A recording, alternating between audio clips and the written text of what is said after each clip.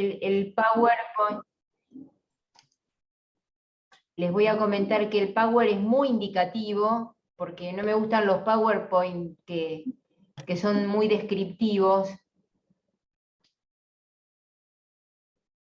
El título se los voy a dejar para que ustedes lo tengan. Esta primera parte pretende ser como un resumen normativo y luego vamos a hacer preguntas. No importa que seamos poquitas hoy o poquitos, pero la idea es seguir estando en contacto. Así que bueno, presencia constitucional en los procesos penales juveniles en la provincia de Buenos Aires. Este es el estándar que tiene el abogado y la abogada del niño y niña en los procesos penales. Pavada de rol, ¿verdad? Presencia constitucional. Así que bueno, adelante, Sonia.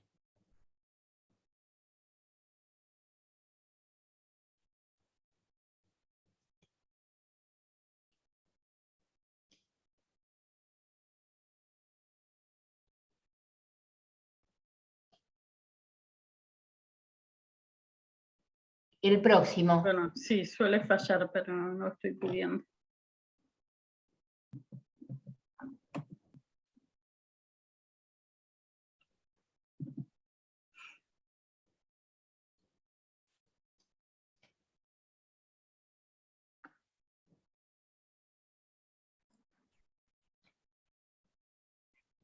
Ahí estamos.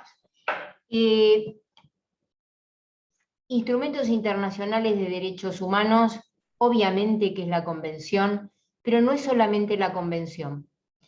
Últimamente nosotros tenemos muchas situaciones de violencia entre jóvenes y acá se juegan todos los instrumentos internacionales donde la mujer, donde la familia, indican el tema de la mirada de género, especialmente la Convención de Belén do Pará, y últimamente tenemos acuerdos de la Suprema Corte de la provincia, donde a los jueces y las juezas nos están dando instrucciones muy precisas para dar preferencia a esta mirada de género, donde se incorporan estas, a través de leyes obviamente, estos tratados internacionales. Destaco sobre todo la ley de víctimas de la provincia de Buenos Aires, dictada en el 2021, que es una ley que trata de centralizar o que los jueces le demos un lugar en los procesos penales a las víctimas. Nosotros lo veníamos haciendo, pero ahora la víctima tiene un rol de ser informada, de ser escuchada, más allá del rol que tiene a través de ser particular damnificado. Nosotros hemos abierto un área específica en el Juzgado de Garantías para las víctimas de los procesos donde los imputados son menores de edad. Entonces, en estos instrumentos internacionales, además de la Convención Internacional, hay muchísimos instrumentos internacionales y podríamos decir que es un bloque de constitucionalidad. Obviamente no menciono ni la Constitución Nacional ni la Constitución Provincial, porque esos instrumentos internacionales tienen vigencia a partir de tanto la Carta Magna como la Constitución de la provincia. Y la Constitución de la provincia tiene en su artículo 20 el acceso a la justicia y la tutela judicial efectiva. Así que estaríamos dentro de ese bloque. Las opiniones consultivas de la Corte Interamericana, de la Comisión Interamericana, el Código Civil y Comercial de la Nación, fundamental, fundacional en el ejercicio diario, donde tenemos, por ejemplo, la autonomía progresiva de la voluntad, la capacidad como regla, estos logros que en el 2015, en agosto del 2015, por suerte quedaron plasmados en la ley 26994, el Código Penal de la Nación, obviamente, que es ley de fondo, y la ley 22.278, que si bien es una ley de la época de la dictadura, actualmente está vigente en cuanto a los topes en la edad. ¿Sí? Menos de 16 no punibles y en aquellos delitos cuya pena no exceda de 2 años. La tenemos que tener en cuenta. Esperemos que nuestros legisladores la reformen. Hay un proyecto muy interesante del año 2009 que todavía no tiene estado parlamentario, pero es un proyecto muy interesante de reforma de la 2278. En estos marcos normativos imprescindibles, tener en cuenta la Ley Nacional 26.061 de Protección Integral, que crea este sistema, y la Provincial 13.298. En lo específico, para tener en cuenta la ley adjetiva, la ley procedimental, la 13.634. Como todo esto lo tenemos normatizado, lo tenemos en internet, lo tenemos en papel y demás, sigamos avanzando.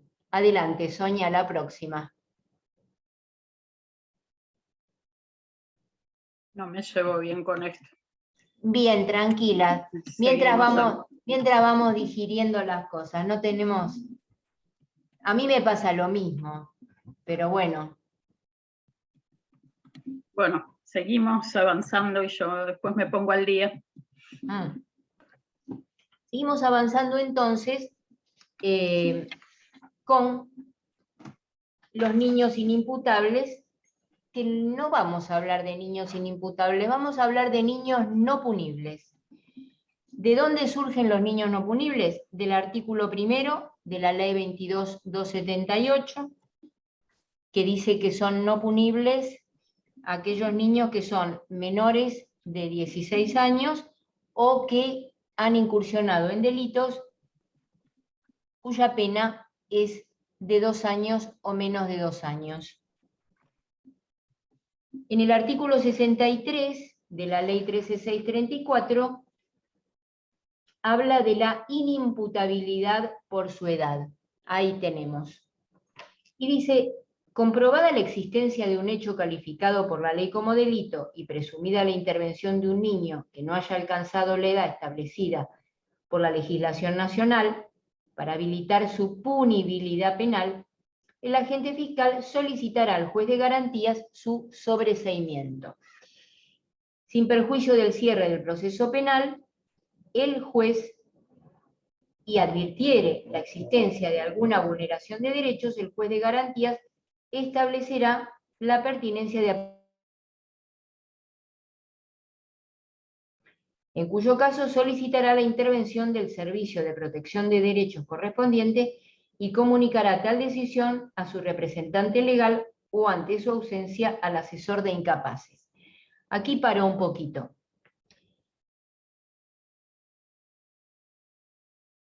Tenemos lo penal por fuera del sistema de protección. Permanentemente nos está recordando, el sistema es uno, lo penal es lo residual, pero nos está diciendo que el sistema de protección es un engranaje, es un sistema integrado donde lo penal tiene que articularse siempre con lo fundamental que es la protección integral. Por eso ahí remite a que en los casos donde el juez de garantías, que si es juez, puede acordarse que si hay vulneración de derechos tiene a la mano el sistema de protección y puede decretar medidas de la 13.298. Debe hacerlo y no tiene que mandar el tema a familia y decir que lo haga otro. Señor, si es juez y puede imputarle algo, un delito a una persona, bien puede protegerlo y puede hacerlo. Si después esa medida de abrigo o esa medida de protección amerita que se lo manda familia, pero en el momento de tomar una medida de protección lo tiene que hacer. Nosotros lo vivimos haciendo eso. Sobreseimiento por menor edad, ahí está. Artículo 1, no punible. No es inimputable, es no punible. Esto Zaffaroni lo tiene muy bien explicado cuando habla de la no punibilidad. El Estado renuncia a aplicar una pena, pero el joven es imputado de un delito. Nos han tocado casos donde los jóvenes no punibles, menores de 16, han incursionado en delitos muy graves, como puede ser un homicidio, pero bueno, no se ha aplicado pena, pero sí el juez de garantías aplica una medida de protección. ¿Cuáles son las medidas de protección? Bueno, ustedes las conocen bien, la mayoría transita el fuero de familia y están muy explicadas. Son múltiples las medidas de protección. Todas tienen que tender generalmente en el seno de la familia o de algún referente. Muchas veces no puede permanecer en el seno familiar, hay que buscar alguna medida alternativa, siempre previendo que no sea ninguna medida privativa de libertad. Puede ser que sea una medida privativa de libertad que están contempladas en el artículo 64. Ahí si podemos seguir avanzando, cuando tenemos la restricción de la libertad ambulatoria. La ley, no, sería la anterior, sería restricción de libertad ambulatoria, porque esos serían jóvenes punibles. Para los jóvenes no punibles tenemos en los casos de extrema gravedad el artículo 64. ¿Cuáles son los casos de extrema gravedad? Y obviamente es un homicidio, es una violación, es un secuestro, son casos donde, digamos, el joven, donde hay que restringir la libertad ambulatoria. Están contemplados en la ley 13634. En ese caso, ¿quién pide la restricción de la libertad ambulatoria de un joven no punible, menos de 16? ¿El fiscal o la fiscal? ¿Quién lo decide? El juez. ¿Quién lo controla? El defensor, a través de la defensa técnica. Bien. Estos son, y ahora sí vamos a la pantalla, que son los jóvenes punibles. ¿Dónde están contemplados? En el artículo 2 de la ley 22.278. Son los jóvenes que van de 16 a 18. ¿Puede el abogado o abogada del niño intervenir en los jóvenes punibles? Obviamente. Pueden convivir perfectamente con el defensor, porque el defensor se ocupa de la defensa técnica penal. Y el abogado o abogada del niño interviene en ese rol tan esencial que es el proyecto de vida. Obviamente que como en toda convivencia, la convivencia puede ser pacífica o no, pero quien tiene que articular esto también puede ser el juez, el fiscal, que puede llamar a... yo estoy acostumbrada en las audiencias a convocar junto con el defensor al abogada o abogado del niño, porque parece como sumamente importante que al momento de decidir estas medidas se pueda tener la palabra del niño, que pueda estar representado, no solamente en la parte técnica, porque puede apelar la medida de restricción de la libertad el abogado, el defensor oficial o defensor particular, y el abogado del niño hablar de lo específico, que son todas las cuestiones que tienen que ver con ese proyecto de vida. Muy bien. No sé si tenemos alguna más. Me parece que no. Ahí está. Lo traté de hacer muy breve porque este sería, en resumen, el proceso penal muy acotado, porque me interesaría mucho que podamos discutir ahora cómo ustedes entienden o cómo ustedes visualizan este proceso penal y cuáles son las partes que más problemas traen en cuanto a la participación. Lo dividí en estas dos grandes sectores que son punibles y no punibles, que me parece que generalmente, y por las personas que he visto participando, las que más participan o más son convocadas son en las situaciones de jóvenes no punibles.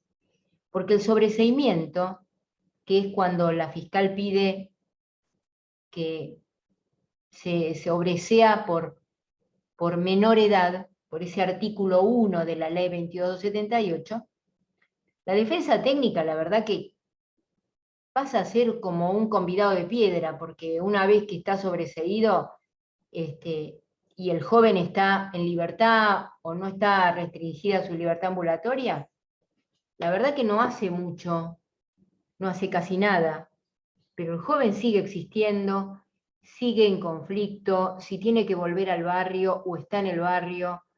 Hay un montón de cuestiones que visualizar, que ajustar, que pedir y demás. Entonces, el abogado del niño empieza a ejercer un rol fundamental porque el proyecto de vida continúa más allá de un sobreseimiento. El joven no es solamente un sobreseimiento por menor edad. Sobre todo porque el sobreseimiento viene como una especie de regalo que da a la ley porque tiene menos de 16, pero si el joven estuvo involucrado en el hecho, la vida continúa, y continúa complicada, porque hay que seguir en la escuela, cambiar de escuela, vivir con la tía, porque no se puede vivir en el barrio. Si el joven está con consumo problemático, buscar un espacio de tratamiento, ser aceptado o no por sus pares. Bueno, es toda una cuestión muy compleja que la defensa técnica en esto, digamos, cuando digo convidado de piedra es porque ya hizo lo propio, hizo lo suyo y demás. No es descalificarlo, digo, es un rol que ya está cumplido. Así que me parece que el rol en el proceso penal adquiere una relevancia para el abogado o abogada del niño de suma importancia, y es cada vez mayor, me parece, porque también hay una parte que yo la voy visualizando cada vez más, que es el rol del abogado del niño en los procesos administrativos, nacidos a partir del fuero penal, digamos, ¿no? O de la responsabilidad penal, que son los procesos administrativos que a veces se abren en otras instancias, como puede ser a través del servicio local, o esos procesos que se inician en el organismo de niñez, en provincia, cuando hay reclamos que hacer, porque hay algún joven que está mal en alguna institución, o porque hay que reclamar alguna situación que se ha dado con algún joven no punible que ha tenido que ser trasladado a otra institución, algún recurso de habeas corpus que ha sido presentado. Digo, se van abriendo los roles del abogado del niño en la medida en que los niños presentan demandas cada vez más diferenciadas, ¿no? Ha habido algún abogado del niño que ha hecho presentaciones ante la Comisión Provincial de la Memoria, que vela por los derechos humanos cuando hay instituciones del Estado que pueden haber comprometido o vulnerado derechos. Por eso digo, también se abren otras instancias de presentación que vamos transitando en lo diario. Así que bueno, este es un panorama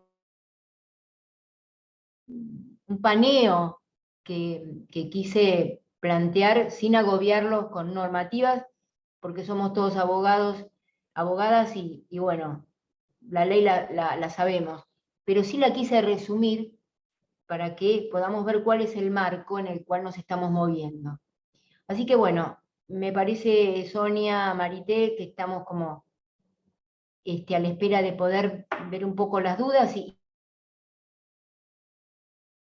parece en pos de casos concretos. Yo veo algunas colegas que transitan el juzgado y me alegro porque hacen experiencias fuertes, tienen causas complicadas y lo hacen con todo el valor y con toda la fuerza de sus saberes y sus experiencias. Así que siempre son bienvenidas, yo me alegro que estén compartiendo este espacio.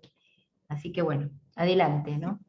Sí, justamente me parece que lo interesante de abrir el intercambio es que acá hay colegas que por ahí ya nos ha tocado participar en alguna causa del Fuero Penal Juvenil, y otras, en cambio, que son bastante nuevas en el rol. Entonces creo que por ahí justamente podemos intercambiar eso, ¿no? Yo me voy a silenciar porque está pasando el churrero y ustedes se van a tentar con el ofrecimiento, ya me pasó otras veces. Pero bueno, esto, abrir el intercambio de dudas, sobre todo para quienes tal vez le tenían más temor, digamos, a esto de la incursión en el fuero penal juvenil.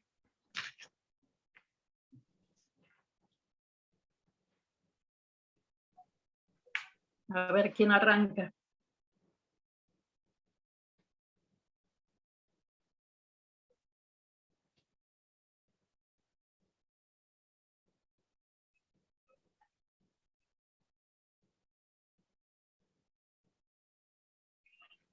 Bueno, yo si quieren arranco. Soy Silvina Toledo Julia. Recientemente fui designada en una causa justo que lleva la doctora Guarino, y ella me recibió para entrevistarme, poder tener acceso al expediente, y bueno, es mi primera causa penal. Yo como abogada del niño, bueno, tuvimos la charla muy cordial y la verdad que yo iba medio temerosa y la verdad que me resolvió bastantes dudas, aunque igual ahora con el inicio de la charla me quedó un poco más claro el tema, porque en el casito que es bastante importante, difícil, se trataría más que nada de un proceso administrativo después del sobreseimiento. Así que bueno, pero esto recién arranca, tendría que ser. Gracias, doctora. Bienvenida. Ninguno de los casos de las que están acá son fáciles, y me parece que los desafíos son muy fuertes. Yo creo que cuando se terminen estas causas nos tenemos que sentar a escribir. Me parece que por ahí para el instituto puede ser un aporte interesante poder escribir y documentar, porque en realidad yo siempre digo, las cosas que pasan en Moreno deben pasar en otros lados, pero son muy fuertes. Entonces, también los abordajes, la creatividad, en los casos de los chicos no punibles, uno dice, ¿qué invento con esto? ¿Qué hago? Pero no por irse por fuera de la ley, sino porque tenemos que crear muchas alternativas, ¿no? Así que también esto es una invitación a poder darle un contenido jurisprudencial, y los contenidos jurisprudenciales no los hacemos los jueces solamente. Uno hace la sentencia, pero el desarrollo del proceso lo hacemos las partes, lo hacen las partes, y el juez pone broches con sus decisiones, pero en realidad es un camino que se va transitando, me parece, ¿no? Que lo vamos transitando juntos. Las partes, los agentes judiciales, la agencia judicial, digamos, ¿no? Así que, bueno, ahí estamos caminando, doctora.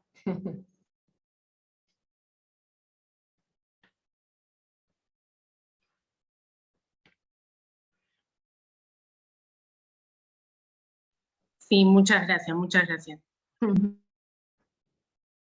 Sí, a mí particularmente me interesa también por ahí pensar más en profundidad el tema de la participación en el ámbito administrativo, ¿no? Porque bueno, también por experiencia lo que noté es que es muy difícil que los ámbitos administrativos den la respuesta oportuna y adecuada que las situaciones requieran, y en realidad estamos casi siempre frente a chicos que en la medida que su entorno no mejora un poco o no los contenga un poco, están como muy impulsados a reincidir, ¿no?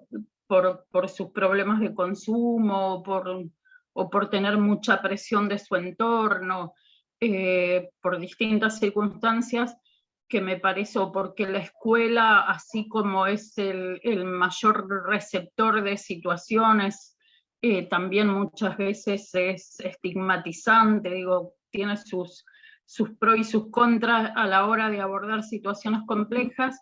Entonces creo que ahí hay como mucho por incursionar, que tal vez es lo que a mí me resulta más novedoso en relación con el rol, ¿no? Sí, me parece que esta es la gran dificultad a la hora de poder peticionar. A veces el abogado del niño pregunta, ¿pero puedo yo dirigirme a un organismo administrativo? Claro que puede.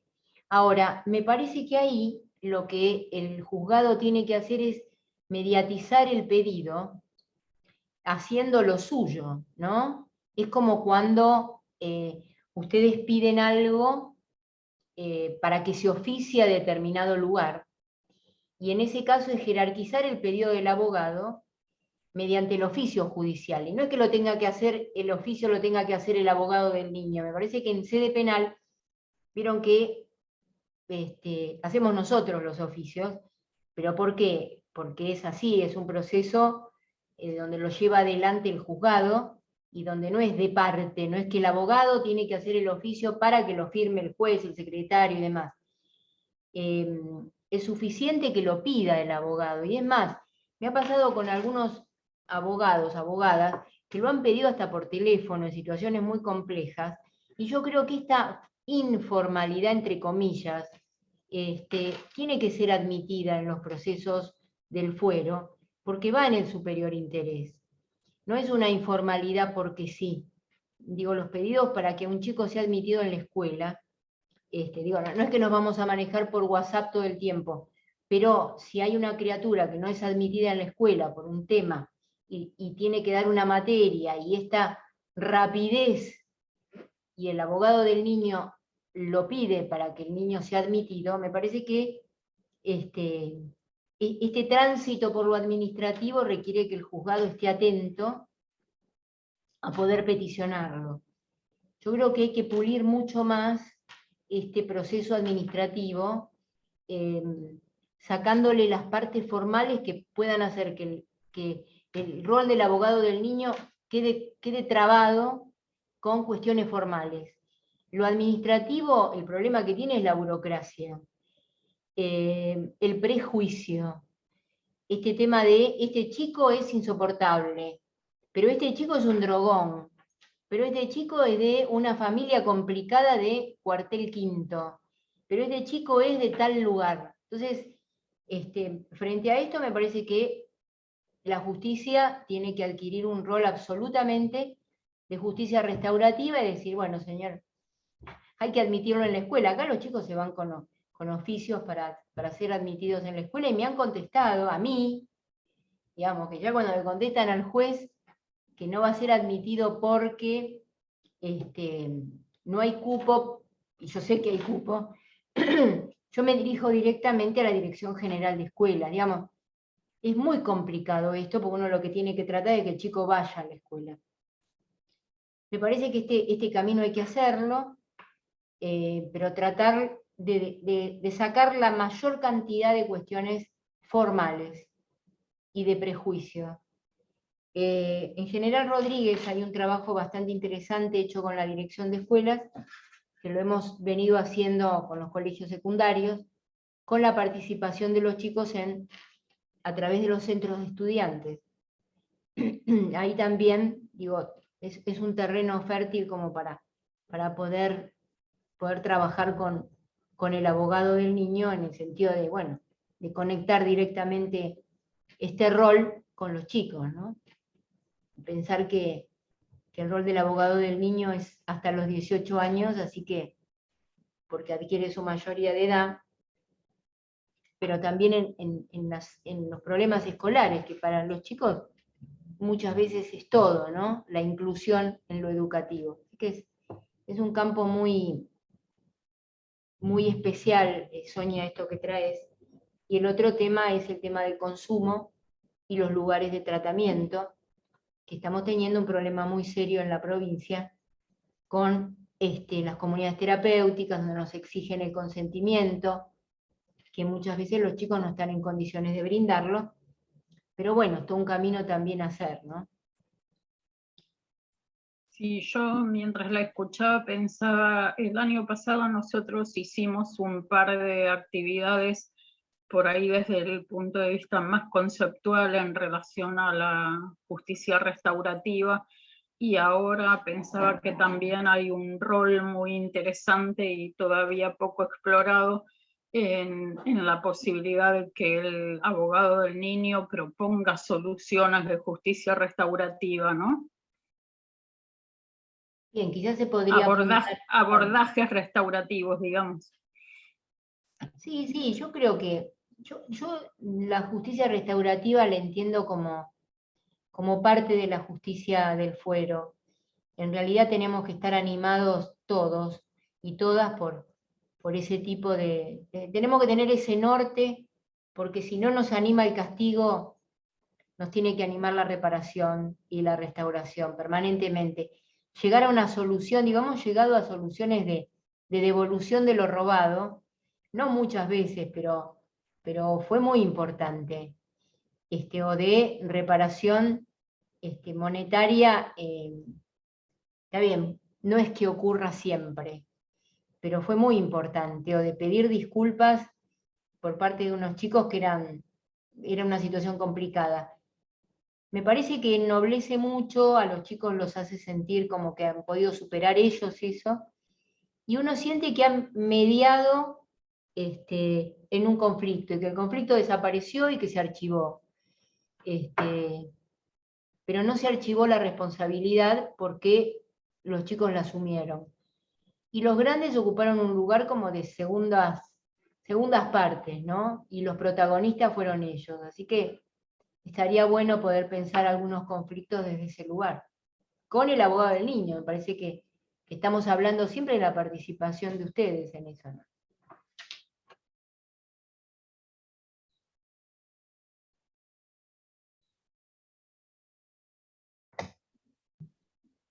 Bueno, yo lo que creo que lo que tenemos que pensar dentro de, digamos, este proyecto, a ver cómo acompañar, también es un poco cómo nosotros vamos a sostener a los colegas frente a, por ejemplo, yo voy al tema más práctico, que es la Fiscalía del Estado.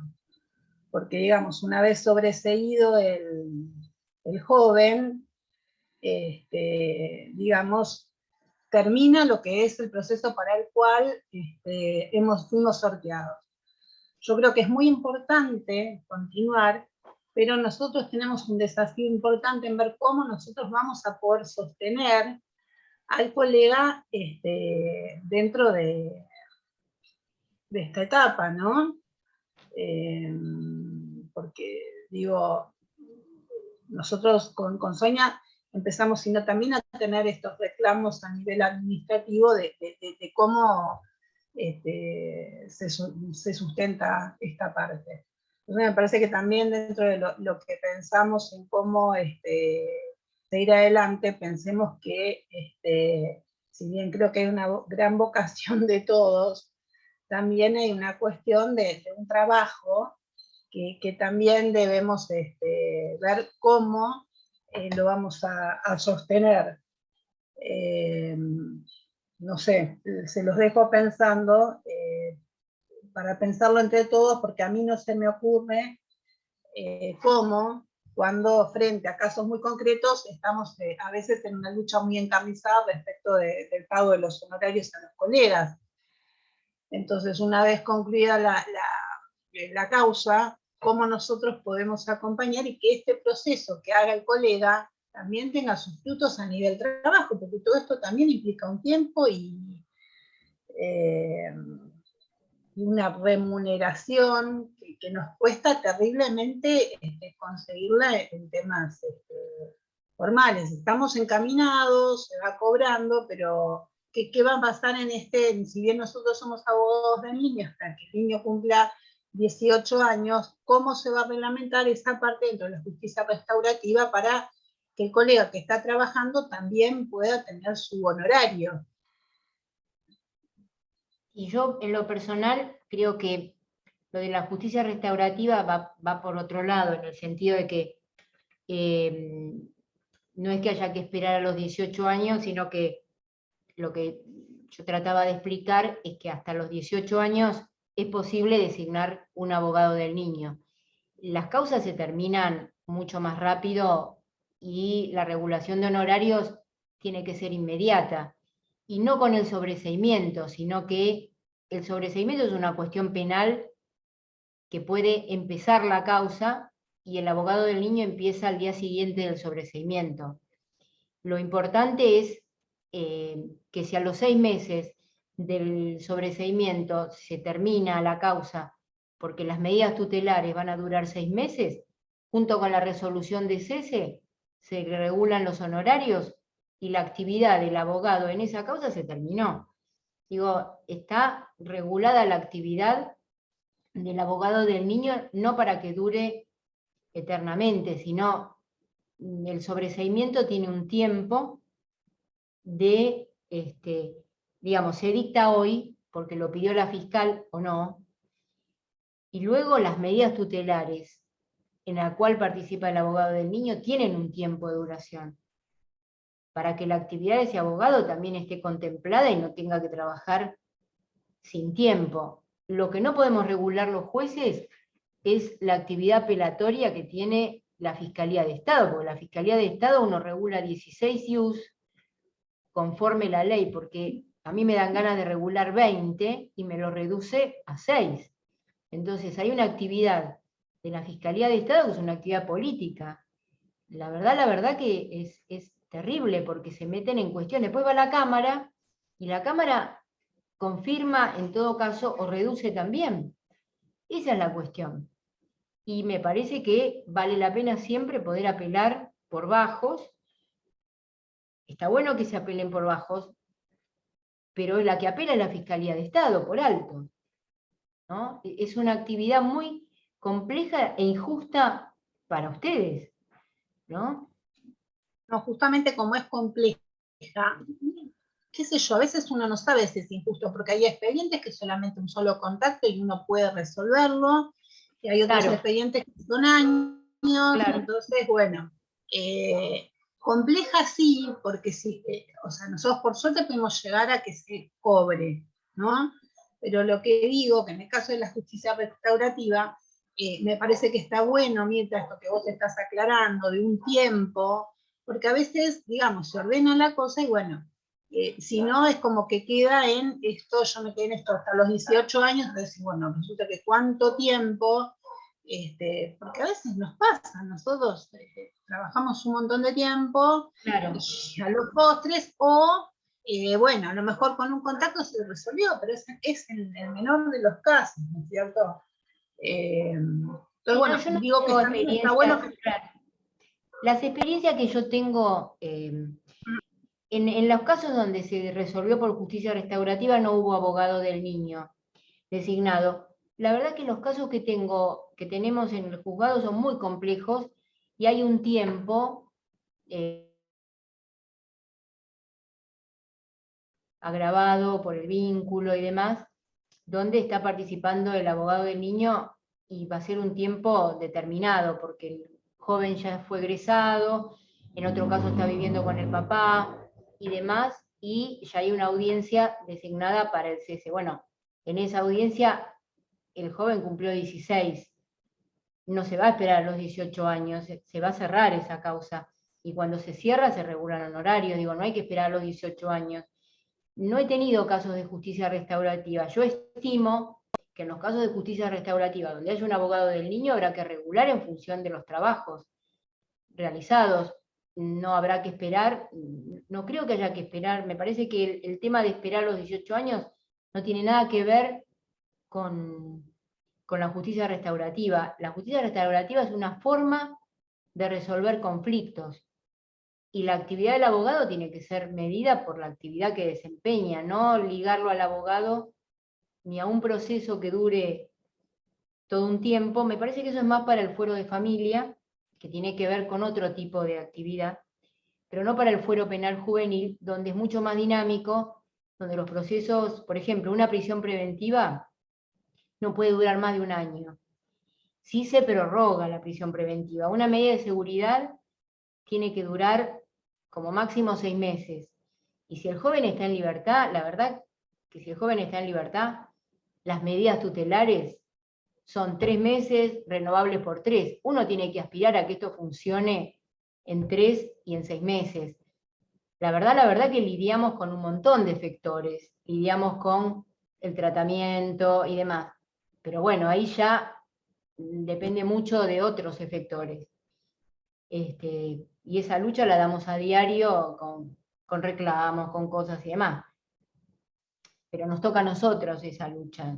El abogado puede pedir, la verdad que lo hacen, lo piden y demás, pero estamos en una lucha en toda la provincia y esto abarca a todo el fuero. Si yo les cuento, a nivel provincial y a nivel de la Corte y demás, ha habido como un desguace bastante importante del fuero, donde los fiscales no tienen gente, cada vez tienen menos gente. Acá en Moreno, la fiscal, la doctora Piqué, está prácticamente sola, tiene una persona, o 2, se fueron de licencia por maternidad y quedó ella con otra persona, se va de vacaciones y quedó una persona sola. Digo, ha habido como un desmantelamiento en general del fuero de la responsabilidad penal juvenil. Lo digo a nivel de la justicia. No me estoy quejando, no quiero agobiarlos con temas que son de parte de la justicia. Digo que la mirada no está puesta en reforzar el fuero, no para crear cargos, sino para decir, esto vale la pena.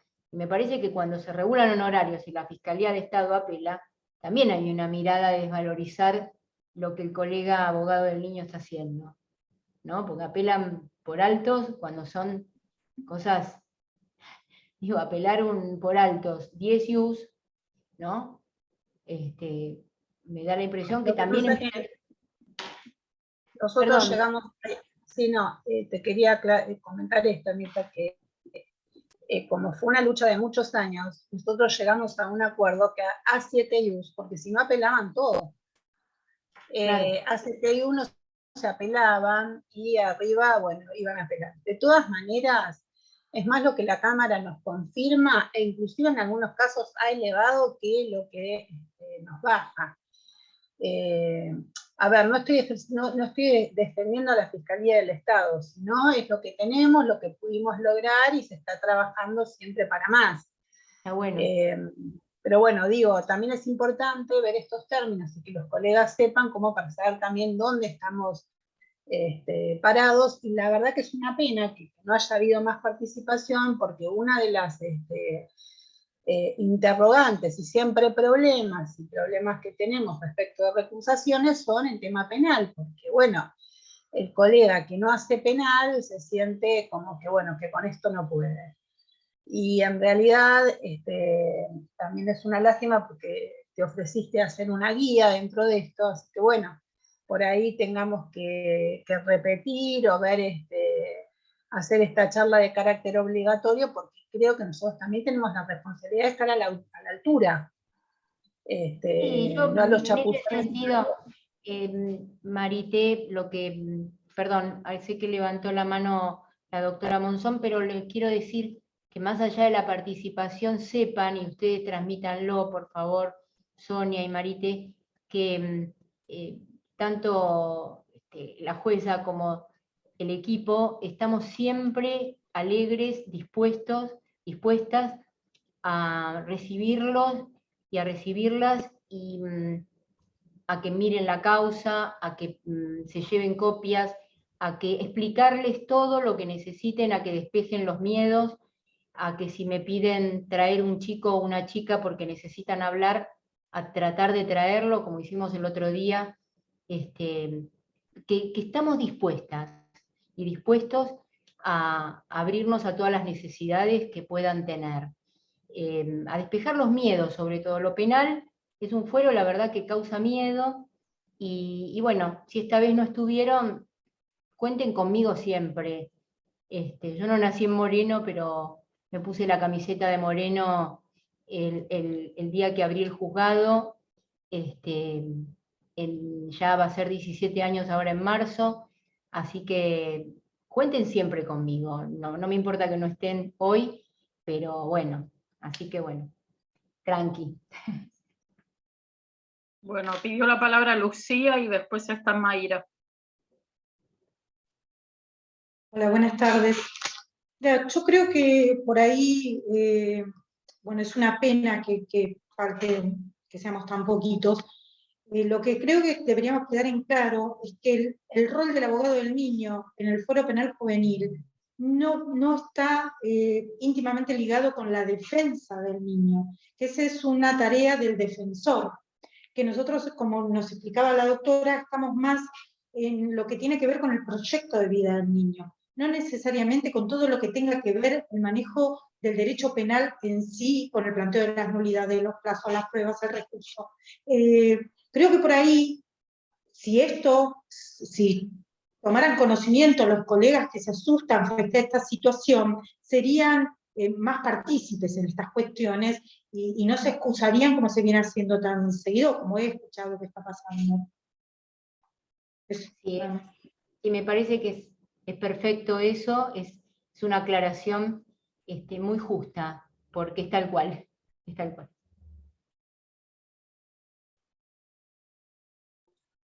Mayra, tenés la palabra. Hola, ¿qué tal? Buenas tardes a todos. Buenas tardes, doctora, y agradezco por la charla, realmente muy enriquecedora. Yo tuve la posibilidad también de defender a un joven por una denuncia que había efectuado su mamá, y quería justamente acompañar un poco lo que decía la doctora Monzón recién y lo que estaban hablando con anterioridad. Respecto a esto de que es acompañar un poco el proyecto, a mí me pasó que yo había tenido un problema con el Repan, y creo que si no era la segunda, era la tercera causa que tenía, y cuando vi que era fuero penal dije, ay, ¿y ahora cómo hago? Hablé con abogados penalistas, consulté, me dijeron, bueno, léete tal normativa, me leí todo, la leí todo, y la verdad es que era un poco animar al resto de los colegas a que acepten las causas, a que vayan al juzgado. Yo encontré una recepción increíble en todo el equipo, no solo de la doctora, sino también de quienes están ahí, el resto de los funcionarios que me supieron ayudar, incluso cuando el proceso ya había terminado, porque me pasó que Fiscalía de Estado apeló mis honorarios, y bueno, la verdad es que durante 5 meses no lo movieron, no estaba bien elevado a Cámara, y ellos la verdad que tampoco impulsaron eso, tuve que impulsarlo yo para que se confirme o se revoque esta apelación que estaban haciendo, y la verdad es que siempre encontré muy buena recepción del parte del juzgado, y a veces no necesariamente yendo, sino pudiéndome comunicar por teléfono, llamando o por WhatsApp. Me han pasado que el joven me ha llamado en horas extraordinarias y siempre he tenido recepción. Fue realmente un proceso hermoso, porque aparte hasta el día de hoy continúo hablando, y creo que lo más gratificante de este proceso fue que me digan en un momento, mira, yo estoy haciendo esto por vos, porque la verdad es que muchas personas no confiaron tanto como vos. Y eso realmente es muy gratificante, que un joven de 17 años que te diga que pueda reconocer que muchas de las cosas que hace las hace por falta de amor, por un montón de circunstancias que lo llevaron a esto, ¿no? Obviamente que no estoy justificando su accionar, sino que estoy tratando de verle la otra parte, y creo que con eso tiene que ver el rol del abogado del niño, de acompañarlo. Y respecto de lo que decía la doctora Zubieta de, la Fiscalía de Estado, yo en el último descargo que hice, que se lo pasé a la doctora Sonia, pedí explícitamente disculpas, porque era una falta de respeto, porque ni siquiera se habían tomado el trabajo de leer el expediente, y eran cosas muy puntuales las que ponían. Primero, que me tenía que pagar el representante, y el representante había sido el denunciante, o sea, ellos pretendían que me pague la víctima los honorarios. Y después porque pusieron que yo fui a una sola audiencia, y yo fui a audiencias que incluso ni el joven había ido. Entonces realmente para mí fue una falta de respeto, que bueno, obviamente todavía estoy a la espera que me respondan, y después cuando lo tenga se los voy a compartir. Pero bueno, eran esas dos acotaciones en principio, animar al resto de los colegas para que acepten esas causas y se involucren, porque es muy gratificante. Sí, bueno, yo agradezco las intervenciones, porque, bueno, por ahí lo que nos venía faltando decir, había colegas que al ver que tenían una causa de penal juvenil se asustaban y se excusaban. Y la verdad es que si bien no estaba suficientemente explicitado, el fuero no es un causal de excusación, ¿no? Los causales de excusación son las mismas que para todas las excusaciones. Entonces, ahora que vamos a presentar el reglamento del Instituto de Abogado del Niño, esto sí está explicitado. Digamos. Uno no puede excusarse por el fuero, con lo cual, bueno, les compartimos en la semana cuando difundimos la convocatoria, que la posibilidad de aprovechar estas instancias de capacitación y la apertura de la doctora Guarino y del juzgado en general, justamente para esto que propone Mayra, ¿no? Para sacarse los miedos en vez de excusarse de intervenir porque no está contemplado como justificativo. Y respecto de la Fiscalía de Estado, que es un problema en sí mismo, digo, no solo en los temas de penal juvenil, sino en todo el universo, esto, ¿no? Que una actitud de por no pagar o por pagar menos, descalificar el rol.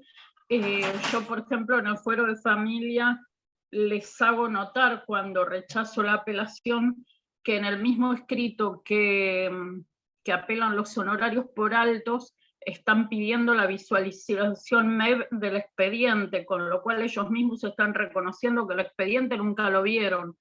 Entonces mal pueden desde afuera y porque por solo ser el que tiene que pagar, cuestionar la labor profesional, ¿no? Entonces esto me parece que es algo que tenemos que seguir peleando y que durante el año pasado se complejizó con la aparición de ese proyecto que proponía generar un cuerpo de abogados del Estado para ejercer como abogados de niños, con lo cual estamos en plena pelea y ahí es donde invitamos y recibimos a todos los y las colegas que nos quieran acompañar en esa lucha. Lucía, tenés la palabra. No tiene que ver con el fuero penal juvenil, esto es más que nada por el tema de los honorarios, porque van varias reuniones de abogados del niño que por ahí, bueno, lo acaba de manifestar Mayra en esto de sentir que hay una falta de respeto, que no, yo creo que por ahí también deberíamos nosotros tratar de entender que son los abogados de la fiscalía, son como si fuera una compañía de seguros, pero es el Estado. Ellos no pueden pagarnos porque tienen prohibido pagar, no, porque a veces por ahí nos ponemos mal y lo tomamos como algo personal. Y la verdad es que si vos, yo ni los conozco, pero creo que si hablas con ellos, dicen, mirá, yo tengo órdenes de apelar, yo no puedo dejarlo firme, porque si no el problema lo voy a tener yo. Creo que también eso por ahí nos ayuda a nosotros a relajar un poco y saber que es un arduo camino, porque ellos tienen esa orden. La orden de ellos es apelar, punto, no pagar. De hecho, sabemos todos que si vamos en un expediente, en un juicio contra el Estado, ese juicio va a llegar a corte, porque todos los abogados del Estado tienen la orden y la obligación de apelarlo y llevarlo a corte. Eso sí, lo sabemos, creo. Para descontracturar en esto, ¿no? De no ponernos mal, de no sentir que es algo personal. Me están faltando el respeto, no ven, no saben. No saben. Ellos están cumpliendo una orden, es verticalista. Listo, es así.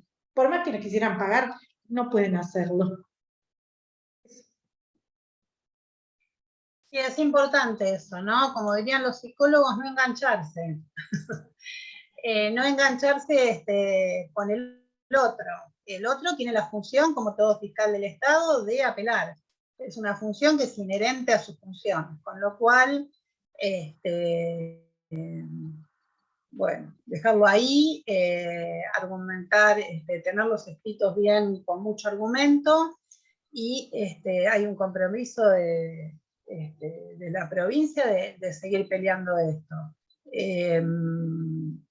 Me parece que también hay un compromiso del instituto, que ahora ya después lo vamos a dar a conocer con Sonia, de haber armado este reglamento que hasta ahora no lo había y que fue aprobado en la mesa directiva y el Consejo Superior. porque por lo menos este instituto, tanto Sonia como yo, y pienso que todos los que estamos acá, estamos comprometidos para trabajar y representar a un niño, niña, un joven. Entonces no podemos dilatar, no podemos esperar, no podemos recusarnos, por lo menos esto es lo que ambas dos hemos pensado, y por eso redactamos el reglamento y lo sometimos a la aprobación del Consejo, porque lo que queremos es justamente no dilatar tiempos. Por lo demás, Fiscalía va pagando. Seguramente que no todos tenemos lo que nos merecemos, pero es la vida misma. Pero sí depende del compromiso de todos también y de la lucha, ¿no? Si ustedes no me dicen a mí qué es lo que necesitan, o Sonia, que ambas estamos en Colproba o en FACA para resolver temas, entonces nosotras vamos llevando lo que nosotras entendemos que es. Por eso es importante la participación. La participación hace no solamente a nuestros representados, sino a nosotras mismas. Creo que quería hablar Mayra, me parece. Sí. Sí, es muy cortito, era justamente confirmar lo que está diciendo la doctora Monzón, porque yo al estar en la comisión de abogacía joven tuve la posibilidad de viajar a un plenario y estar cara a cara con un abogado de la Fiscalía de Estado, y de hecho viajamos en el auto, y cuando me dijo que trabajaba en la Fiscalía de Estado, lo primero que le dije es ¿por qué siempre esto realmente es una falta de respeto? Entonces me dijo esto, me dice, bueno, no lo tomes personal, la bajada de línea nuestra es que siempre hay que apelar. Tenemos que apelar siempre, sea lo que sea, hay que apelarlo. Entonces yo lo que le dije es, bueno, pero por lo menos podrían apelarlo con alguna cuestión técnica, porque la verdad es que apelan con cosas que son falaces, y a mí me parece que está muy mal la apelación, porque así vuelven a perder en cualquier instancia. Entonces, por lo menos tendrían que tener la inteligencia de apelar correctamente. Bueno, creo que no me dijo nada, pero bueno, era esto, era confirmar la bajada que tienen ellos de apelar, apelar y apelar, y no importa qué. Solo eso.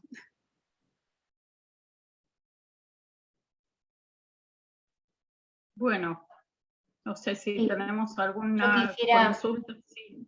Quisiera decir dos cosas. Una, en esto que decía Mayra, la doctora Paredes, que yo soy testigo de la cantidad de audiencias a la que vino, porque tengo una forma la verdad, de trabajar que es andar siempre de rotation por todo el juzgado, y soy testigo de haberla visto, de haber participado en infinidad de audiencias.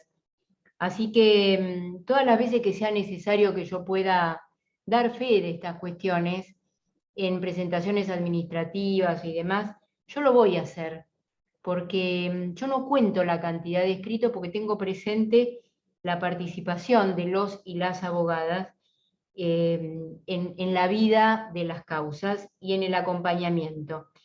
Yo visualizo al rol del abogado del niño como quien toma de la mano a la criatura y acompaña. Y acompaña más allá de presentar o no un escrito, acompaña en audiencias, con llamados, con presencia en distintas instancias.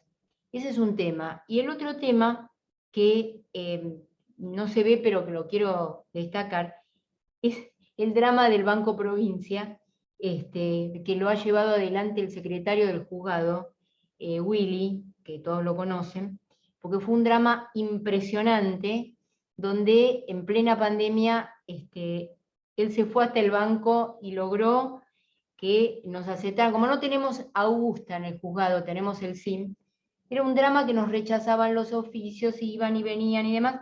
Bueno, él se sentó en el banco y logró. O sea que para mí es una felicidad cuando yo logro firmar el oficio de depósito de los honorarios, es una felicidad inmensa, porque digo, listo, este abogado, esta abogada puede cobrar y demás. Pero lo quiero destacar porque son cosas que no se ven y que la verdad que llevan otro esfuerzo superlativo, que es el depósito de ese dinero y listo, ya está.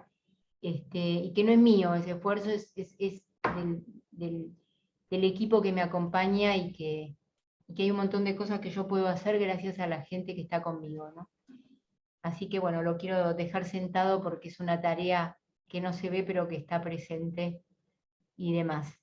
Así que, bueno, gracias por haberme invitado y a disposición siempre de ustedes. Bueno, no, muchas gracias de parte nuestra, fue un placer. Y bueno, si no hay más preguntas o comentarios, la liberamos a la doctora Guarino y nos quedamos un ratito para hablar temas del instituto. Bueno, un abrazo grande para todas. Gracias, Mirta, muchas gracias. No, al contrario, Gracias. gracias por invitarme. Chau. Chau, gracias. Chao.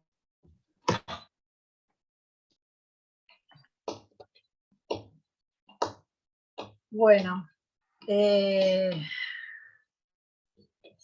la verdad que es una pena que seamos tan pocos y la verdad que tampoco está bueno que le digamos a los que están los que faltan.